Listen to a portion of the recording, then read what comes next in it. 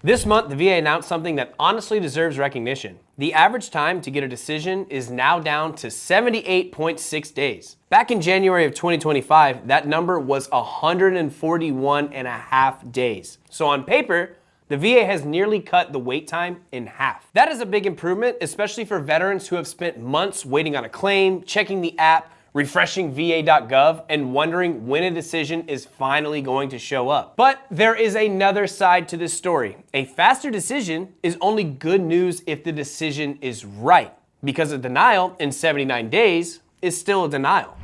As of June 2026, the VA says it has processed more than 2 million claims, and the backlog has dropped by 72%. It also stayed below 75,000 claims for more than a month. Those are significant numbers. So in this video, we're going to break down the good parts of this news, why it matters, but also where it falls short. Let's start with the good news. The VA is processing claims at a pace we have not seen in years. In 2025, the VA completed more than 3 million claims, which was the highest number in the department's history. In fiscal year 2026, the VA has already paid out $124 billion in compensation and pension benefits. More veterans are getting decisions, more veterans are getting access to benefits, and fewer claims are sitting in the backlog compared to where things were before. The VA is also reporting a processing accuracy rate of more than 94%, which it says is the highest accuracy level in 2 years. Part of this improvement appears to be coming from new automation tools. These tools help flag evidence inside a veteran's file so a human rater does not have to search for every piece manually. The VA has also launched the Express 30 pilot program, which is designed to move simpler, cleaner claims through a faster review process. On top of that, since 2021, the VA has hired about 50% more staff and expanded capacity for C&P exams. And then there is the PACT Act. The PACT Act brought more veterans into the system and expanded eligibility for certain conditions. That created more work for the VA, but it also means more veterans may now qualify for benefits they could not access before. And many veterans are seeing decisions faster than they would have a year or two ago. But a faster system also gives you less room for error. The most important part of your claim is not the day the decision letter arrives, it is the evidence building phase before the decision is made. That is when your records are gathered, your condition is reviewed, your C&P exam is completed, and your file is prepared for a rater. If your evidence is clear, organized, and complete, a faster process can work in your favor. But if your evidence is thin, confusing, or missing key pieces, the faster timeline can work against you. That is especially important because the VA is still dealing with a high volume of claims, including many claims connected to the PACT Act. If the VA is moving faster, your claim needs to be ready earlier. Your diagnosis needs to be clear. Your service connection needs to be supported.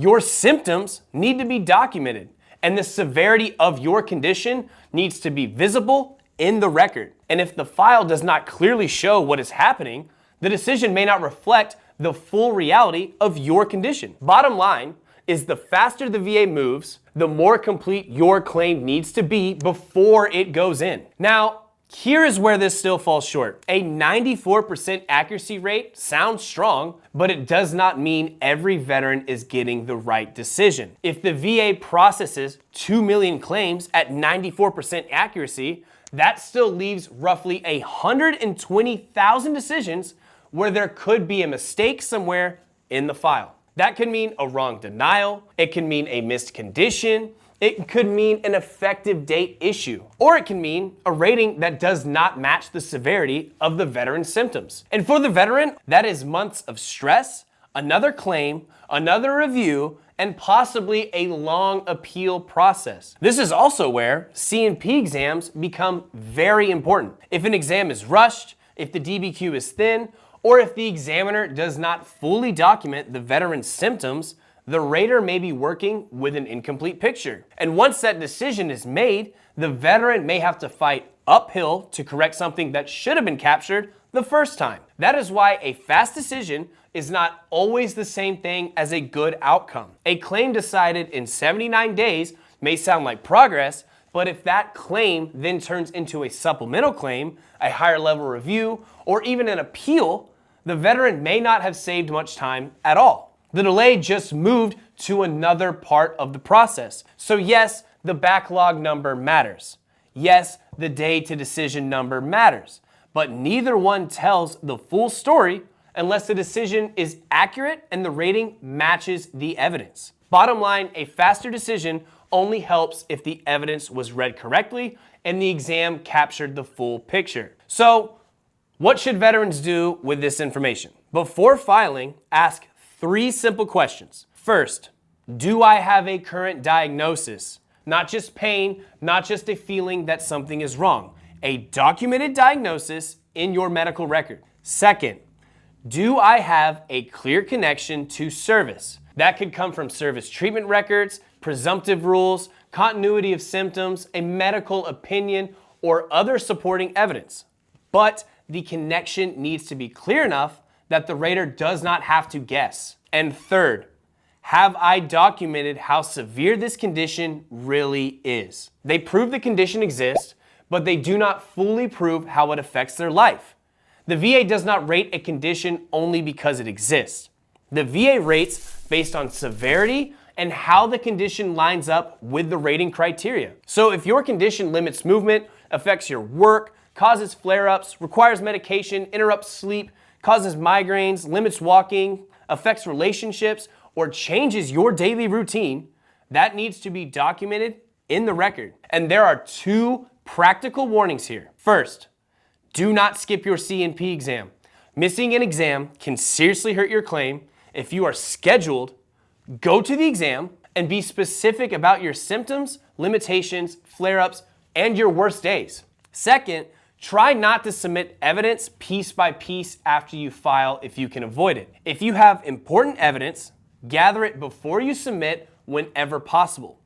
Uploading new documents after the fact can create more review, more delay, and more confusion inside the file. A strong claim is built by submitting a clear, complete file that shows what happened, why it is connected to service, and how severe it is now. And one more point matters here. A thin claim can create risk later. If the VA ever reviews your file again, the strength of the original evidence can matter. A rating built on weak documentation, vague symptoms, or an incomplete exam may not protect you as well as a file that was built properly from the beginning. Bottom line, do not rely on the VA speed to fix a claim that was not fully built. But speed is only half the story. The number to watch next is accuracy, because the goal is not just to get a faster answer, the goal is to get the right answer.